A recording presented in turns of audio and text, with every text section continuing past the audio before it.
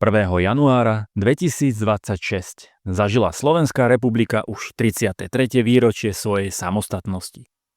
Pri tejto príležitosti sa občanom prihovoril predseda vlády Robert Fico, aby zhodnotil uplynulé obdobie a načrtol víziu pre nadchádzajúci rok, ktorý označil za kľúčový a predvolebný. Vypočujte si jeho kompletný prejav bez úprav. Drahé Slovenky, Slováci, vážení priatelia, šťastný nový rok 2026 želám vám, ale aj celému nášmu Slovensku, oslávencovi. Dnes oslavujeme 33. výročie vzniku našej samostatnej vlasti. A Kristove roky sú určite dôvodom na vážne pripomenutie tejto pre Slovenky a Slovákov tak významnej udalosti. Zo Slovenska posielam pozdravy do celého sveta. Kremnické bane a kostol svätého Jána Krstiteľa sa najčastejšie uznávajú ako geografický stred Európy. Preto v duchu mojej zahraničnej politiky na všetky 4 svetové strany vinšujem len to najlepšie. Všetkým na západe po anglicky Happy New Year, na juhu po taliansky Buon anno, na severe po švédsky Godný tur a na východe po rusky s Novým gódom. Vážení priatelia, vždy som sa vyhýbal prázdnym slovám, farizejstvu či sebaklamu. Aj dnes, ráno 1. januára, chcem hovoriť priamou rečou. Rok 2026 je predvolebný a tak aj bude vyzerať. Ešte výraznejšie ako doteraz budú viditeľné rozdiely medzi tými, ktorí sú za mier, suverénne Slovensko, tradičné hodnoty, silný sociálny štát a slobodu prejavu, a tými, ktorí chcú naše milované Slovensko len ako malú, poslušnú a národne a kultúrnu, neidentifikovateľnú, bezvýznamnú bodku podriadenú nadnárodným záujmom. Naďalej sa bude prehlbovať rozdiel v pohľade na slovenskú realitu. Nie všetko je na Slovensku perfektné, ale objektívne musíme vidieť úspechy a sebavedomé rozhodnutia. Odmietam politickú kultúru sebabičovania a vytvárania obrazu Slovenska ako čiernej spálenej zeme. Všetci vieme, že tento obraz je falošný a slúži len úzkoprsým politickým cieľom. V roku 2026 budeme svedkami aj ďalšieho zvyšovania napätia. Pokusmi preniesť politický súboj na ulicu. Sľubujem vám, že ak ja ako predseda vlády Slovenskej republiky a predseda politickej strany Smer, Slovenská sociálna demokracia, budem zvolávať verejnosť, tak len preto, aby sme sa pozdravili a spolu si zaspievali. Napríklad 8. marca pri oslavách MDŽ, 1. mája oslavujúc prácu a vstup do Európskej únie, 8. mája volajúc po mieri, 5. júla vítajúc odkaz svätého Cyrila a Metoda, 29. augusta robiac hlbokú poklonu hrdinom Slovenského národného povstania, či 6. októbra na Dukle odmietajúc vojnu. Drahé Slovenky, Slováci, osobitne vás všetkých prosím, aby sme spoločne volali po mieri a urobili všetko pre mierové spolunažívanie národov. Mier nie je prázdne, sprofanované slovo. V dnešných časoch musí byť mier základom nášho snaženia, nášho bytia, pretože ako jeden múdry človek povedal, mier nie je všetko, ale bez mieru je všetko ničím. Som doslova zhrozený, s akou ľahkosťou a vypočítavosťou sa mnohí lídri v Európskej únii pozerajú na nezmyselné zabíjanie Ukrajincov a Rusov, nám blízkych Slovanov. Vážení priatelia, na začiatku roka si nezvyknem dávať predsavzatia. Patrí medzi tých, ktorí ak chcú niečo urobiť alebo začať robiť, nečakajú na 1. január.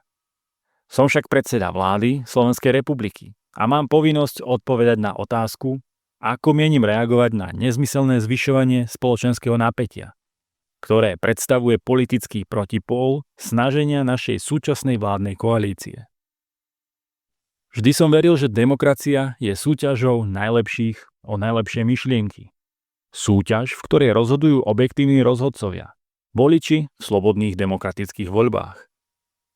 Na takúto súťaž v roku 2026 vyzývam. Vyzývam k rešpektovaniu slobody prejavu iného názoru. Žiadam, aby prestali dehumanizujúce útoky na tých občanov našej vlasti, ktorí sa hlásia k súčasnej vláde. Krátko po atentáte sa ma viacerí novinári pýtali, ako prispejem k upokojeniu situácie.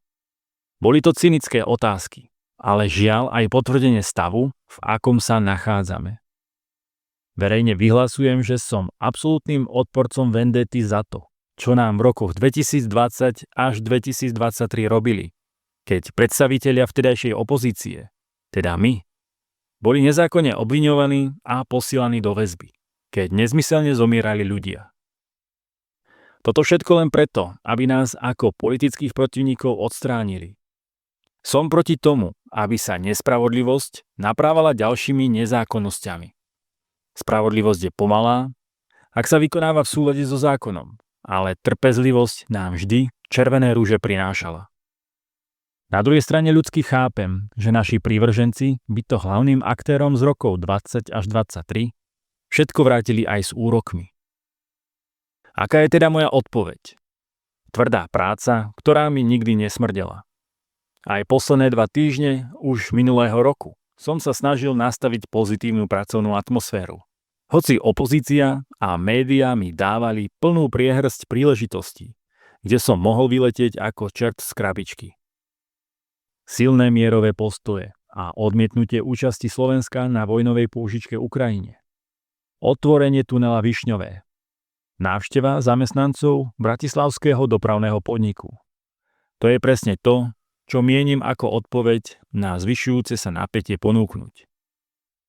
V tomto novom roku budem viesť 13 výjazdových vlád, pokrývajúcich 30 okresov. Agentúra štátom podporovaného nájomného bývania a štátny fond rozvoja bývania sa môžu tešiť na moje časté návštevy a tlak, ktorý budem na ich predstaviteľov vyvíjať s cieľom zlepšovať dostupnosť bývania. Pravidelne budem robiť kontrolné dni na obrovských dopravných projektoch, na rozostávaných nemocniciach. Verím, že v marci spolu otvoríme obchvat Ružomberka. V domácej vládnej politike to bude hľadanie zdrojov na podporu hospodárskeho rastu a v zahraničnej politike množstvo aktivít a stretnutí na najvyššej úrovni za účelom ekonomickej spolupráce. No a hlavne sa nenechám zaťahovať do politických šarvátok. Avšak tam, kde pôjde o vážne veci týkajúce sa Slovenska a slovenských národno-štátnych záujmov, budem politicky nekompromisný. Drahé Slovenky, Slováci, vážení priatelia, na začiatku roku sa zvykne želať veľa vecí. Ja vám vyslovne želám predovšetkým zdravie. Toto nie je formálne želanie, pretože veľmi dobre viem, o čom hovorím. Sme hrdí, mierumilovný, pohostinný a pracovitý národ, ktorý sa vie ale zaťať. Takémuto národu som sa vždy s odsťou hlásil. Súčasťou takéhoto národu som sa vždy cítil. Som hrdý na to, že som Slovák. Nech žije oslávenec Slovenská republika. Nech sa nám všetkým darí. Pekný 1. január 2026. Vo svojom posolstve Robert Fico zdôraznil, že rok 2026 bude rokom tvrdej práce, v ktorom plánuje absolvovať 13 výjazdových rokovaní vlády a zamerať sa na kľúčové infraštruktúrne projekty, ako je dokončenie obchvatu Ružomberka. Zároveň vyzval k celospoločenskému mieru a rešpektovaniu iných názorov v demokratickej súťaži. Ja ďakujem za pozornosť pri sledovaní tohto novoročného prejavu a prajem vám tiež úspešný a pokojný rok 2026. Ďakujem za sledovanie.